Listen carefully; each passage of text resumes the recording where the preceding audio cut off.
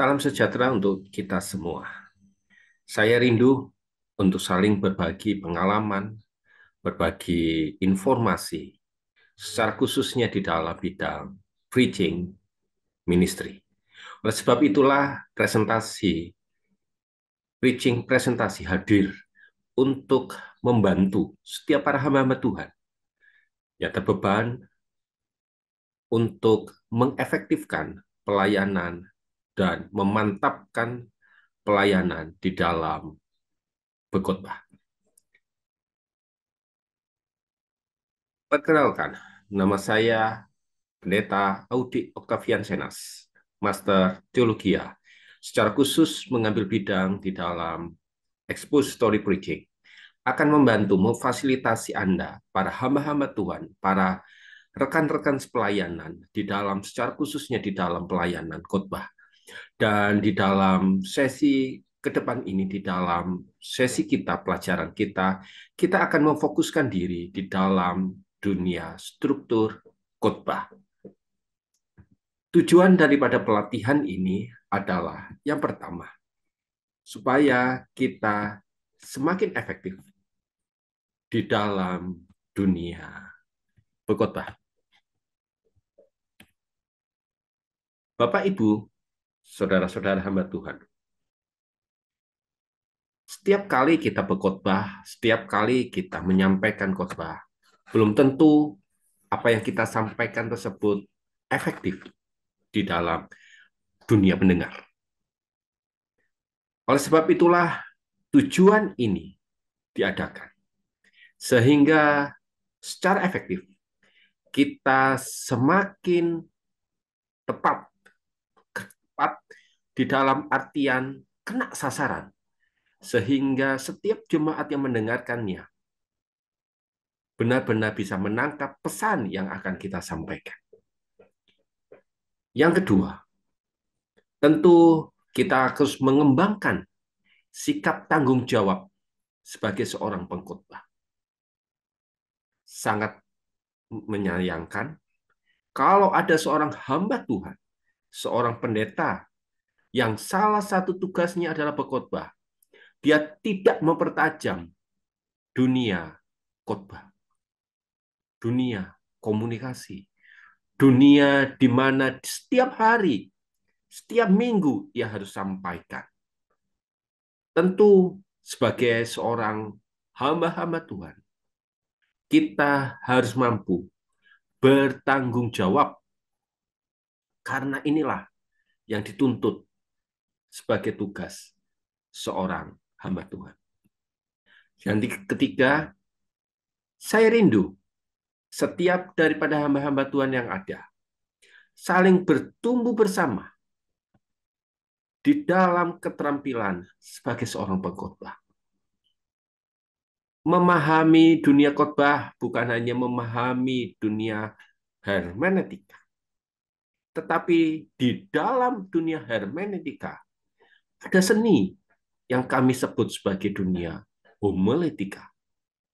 Oleh sebab itulah keterampilan seorang pengkhotbah sangat dibutuhkan, sangat diperlukan, dan sangat-sangat mau tidak mau harus mempelengkapi diri dalam diri seorang pengkhotbah. Itulah tujuan pelatihan, tujuan media ini dibentuk untuk menolong setiap para hamba Tuhan efektif, bertanggung jawab, dan memiliki seni di dalam dia menyampaikan khotbah. Untuk mengefektifkan di dalam pelatihan kita kali ini, mari kita mulai memikirkan tentang apa itu khotbah. Bapak, Ibu, saudara-saudari, dimanapun Anda berada, mari kita mulai merenungkan apa definisi sebuah khotbah itu.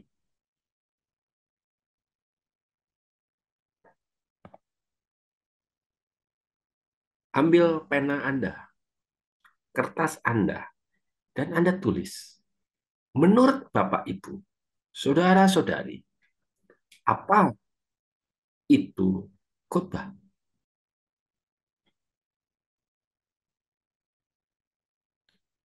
Ada beberapa pengertian tentang khotbah.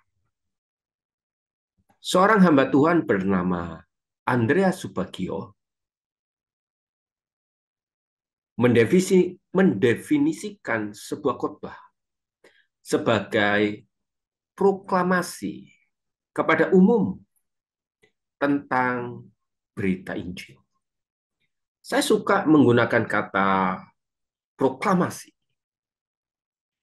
Proklamasi di dalam pengertian ini didefinisikan sebagai sebuah pemberitaan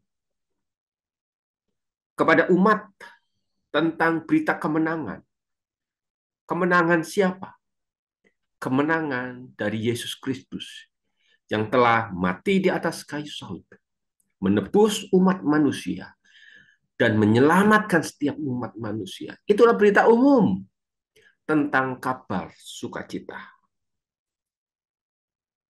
Bapak Andreas Subagio mendefinisikan hal tersebut. Berita kemenangan yang harus disampaikan. Jerry Vines mendefinisikan khotbah adalah sarana utama Tuhan untuk memberitakan Injilnya. Sarana, caranya Tuhan untuk memberitakan kabar baik, kabar kesukaan, berita tentang kegembiraan melalui kuasa Roh Kudus-Nya yang diambil dari penafsiran teks dan menerapkannya yang dilakukan terlebih dahulu sebelum kepada jemaat diberikannya kepada pengkhotbah melalui pengkhotbah. Hayden Robinson dia mendefinisikan bahwa khotbah adalah suatu konsep Alkitabiah yang diperoleh dari penyelidikan secara historis, gramatikal, sastra, suatu teks dalam konteksnya, di mana Roh Kudus yang pertama-tama menerapkannya kepada pribadi pengkhotbah melalui pengalaman dan menerapkannya kepada pendengar.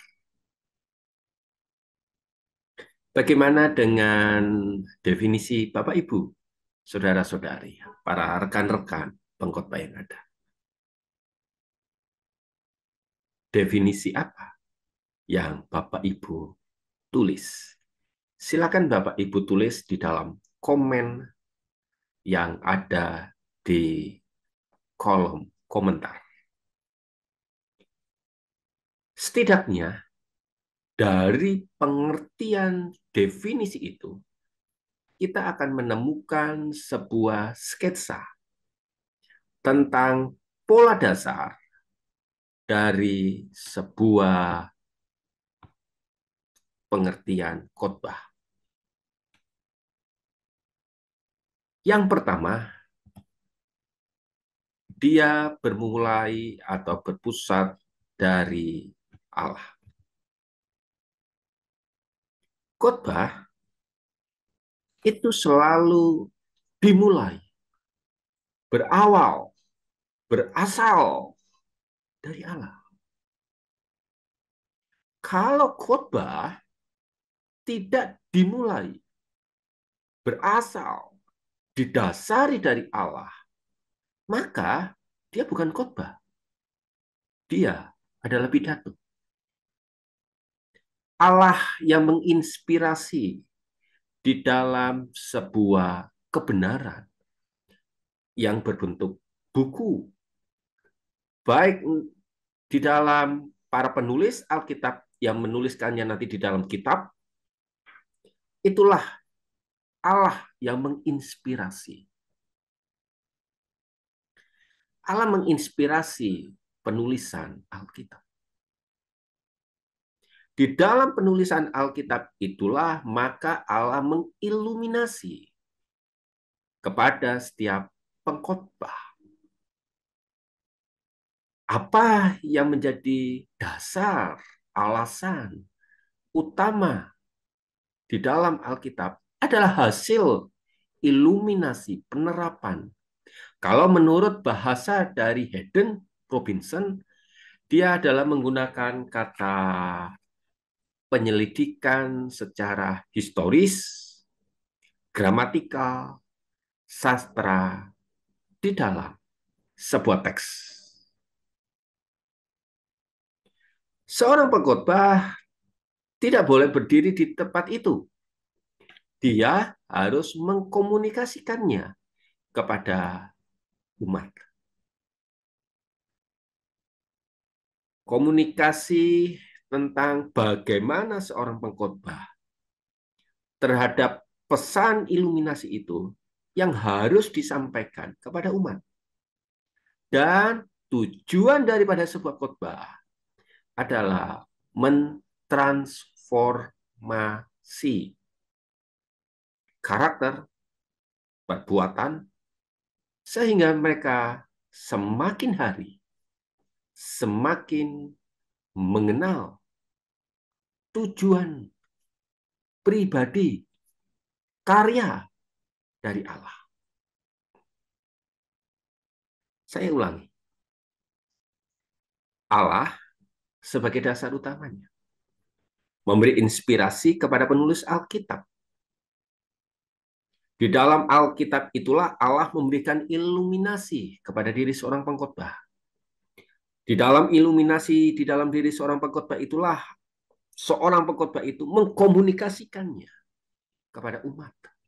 Dan tujuan dari umat mendengar khotbah adalah adanya perubahan, transformasi tentang mengenal pribadi Allah.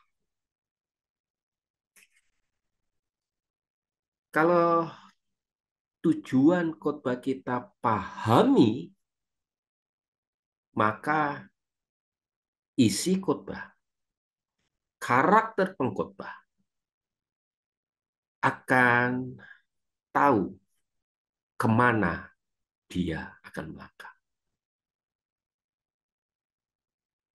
Oleh sebab itu di dalam pergumulan saya sekian tahun, baik itu di dalam sebagai seorang praktisi dan seorang akademisi,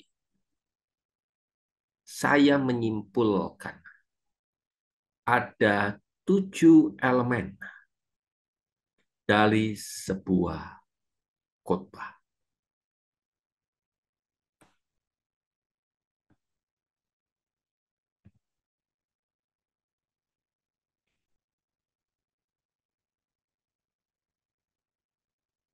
Elemen itu pertama adalah disebut dengan konteks. Apa yang dimaksud dengan konteks, Pak?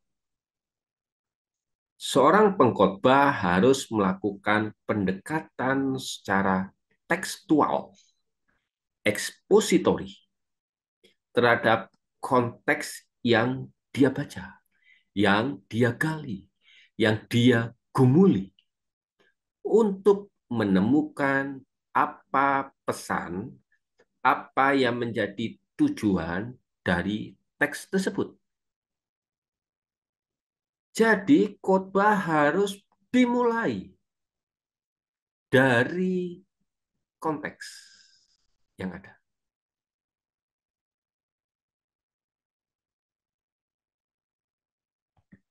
Konteks itu harus diejawantakan, harus didaratkan dalam sebuah bahasa masa kini yang disesuaikan dengan kultur kebudayaan yang sedang dilayani. Konteks masa lalu, kultur masa kini. Konteks berbicara tentang apa yang menjadi pesan di dalam Alkitab, dan kultura adalah bahasa yang bisa dipahami oleh seorang pendengar di masa kini.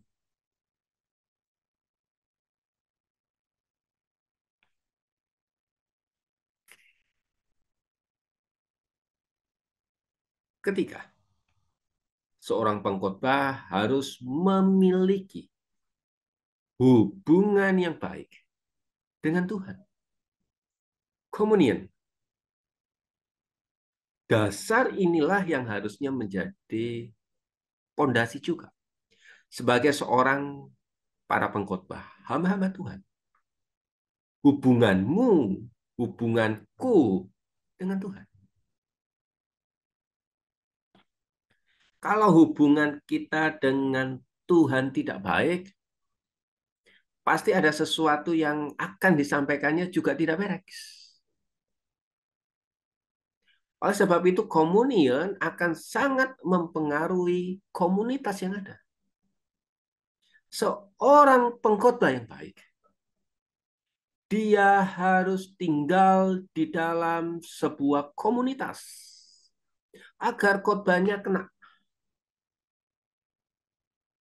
Karakter seorang pengkhotbah harus nampak di dalam sebuah komunitas yang ada. Saya sampai hari ini tidak mengizinkan para pengkhotbah keliling. Artinya para pengkhotbah yang tidak tinggal diam di dalam sebuah gereja atau komunitas tertentu. Tidak akan. Tidak teruji karakternya. Seorang pengkhotbah harus tinggal dan hidup bersama. Komunitas itu tahu betul siapa pengkhotbahnya. Siapa yang akan berkhotbah.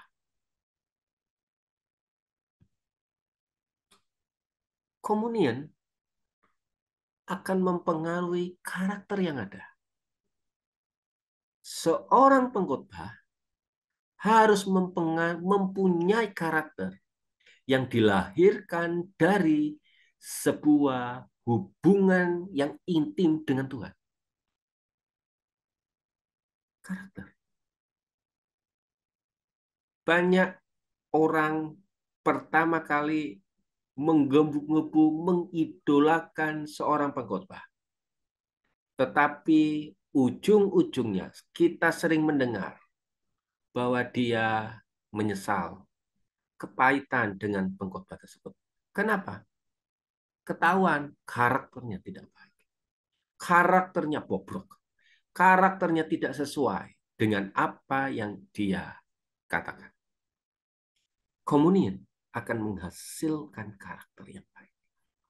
Hubunganmu dengan Tuhan harus menghasilkan karakter perubahan, transformasi itu di dalam diri seorang pengkhotbah.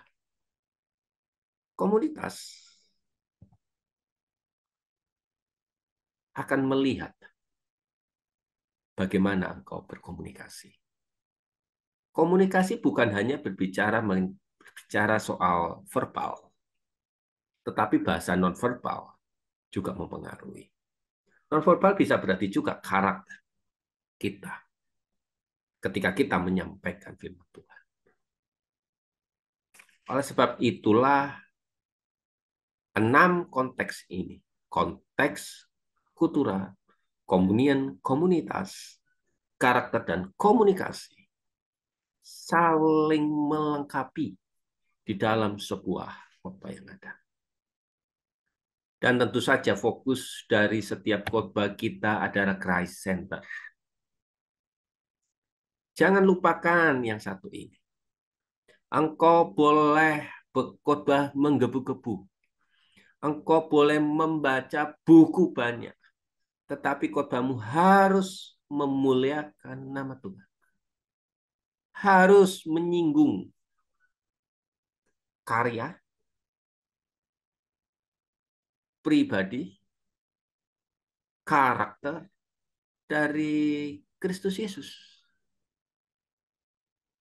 Karena inilah titik utama dari sebuah khotbah. Bagaimana seorang pengkhotbah melihat, menyaksikan karya Kristus memperbarui, mentransformasi diriku dan yang akan mentransformasi diri umat. Christ Center. Jangan sampai lupa ini. Oleh sebab itu, para hamba-hamba Tuhan, sebuah keyakinan yang kokoh dibangun dari sebuah tujuan khotbah. Apa sih tujuan khotbah? Kita harus meyakini bahwa di dalam Yesaya 55 ayat ke-11, demikianlah firmanku yang keluar dari mulutnya Allah. Firman Allah yang kita sampaikan, kebenaran firman itulah, itu adalah mulutnya Allah. Yang tidak akan kembali dengan sia-sia. Dan akan melaksanakan. Oleh sebab itu seorang hamba Tuhan harus yakin teguh bahwa kita sedang mempersiapkan. Mempersiapkan apa? Bagaimana Allah hendak berbicara. Yang kedua, firman Allah itu akan memisahkan jiwa dan roh, sendi-sendi dan sumsum yang sanggup membedakan pertimbangan dan pikiran hati kita. Firman Allah, mulutnya Allah itu yang berasal dari mulutnya Allah. Firman yang berasal dari mulutnya Allah itu hidup, kuat, dan lebih tajam. Dia akan memisahkan khotbah yang berasal dari Allah dan Christ Center yang berpusat kepada Kristus. Dia akan memisahkan sesuatu yang buruk, yang benar, yang salah, dan tepat. Kita akan dipisahkan dari dunia. Yang terakhir, dari pemisahan itulah dan akan membawa bahwa umat Allah kepada kemuliaan Tuhan. Muka yang tidak berselubung. Dan kemuliaan itu datang dalam roh. Dan kita diubah menjadi serupa dengan gambarannya. Dalam kemuliaan yang semakin besar.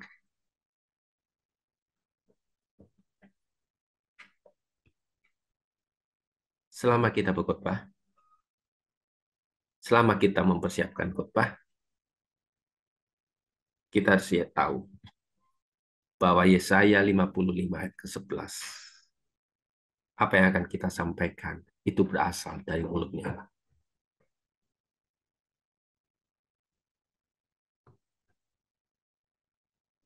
Dia, firman itu, akan memisahkan kelompok dosa dan benar. Dan 2 Korintus 3 ayat 18. Disinilah kita akan menjadi serupa dengan Kristus. Di dalam mana? Ketika kita mentransformasi kehidupan ini untuk semakin hari semakin dekat dengan Tuhan. Oleh sebab itu, para hamba-hamba Tuhan, pelatihan ini dibuat untuk membawa keyakinan dalam diri kita sendiri, bahwa apa yang kita sampaikan tidak cuma-cuma. Dia harus membawa, khotbah itu harus membawa umat Allah kepada transformasi kehidupan. Bagaimana caranya? Itulah keefektifannya kita. Kita ditempa sebagai seorang yang harus bertanggung jawab, harus mencari cara sebagai seorang hamba Tuhan untuk semakin memandang bahwa khotbah bukan aktualisasi pribadi, bukan kesenangan pribadi, bukan kita mengekspresikan pribadi kita kepada Tuhan, tapi ada hal yang lain, yaitu kita harus bisa membawa umat-umat Allah itu kepada sebuah transformasi, yaitu kepada karakternya Allah. Di dalam seri-seri yang akan datang, kita akan membahas pertama, sebelum membahas tentang struktur khotbah, kita akan membahas tentang alur khotbah.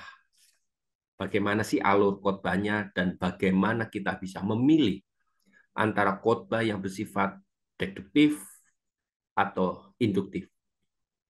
Dan banyak sekali materi-materi yang akan memberkati hidup Anda. Kiranya ini bisa menolong kita untuk semakin hari mengenal akan pribadi Tuhan Yesus Kristus. Doa saya, ayo kita semakin hari menyadari bahwa berkhotbah bukan hanya aktivitas mingguan, tetapi merupakan sebuah rencana Allah, sarana Allah, di mana kita harus bertanggung jawab untuk menyampaikannya kepada umat yang sudah Tuhan percayakan di dalam ladang kita masing-masing. Tuhan Yesus memberkati kita.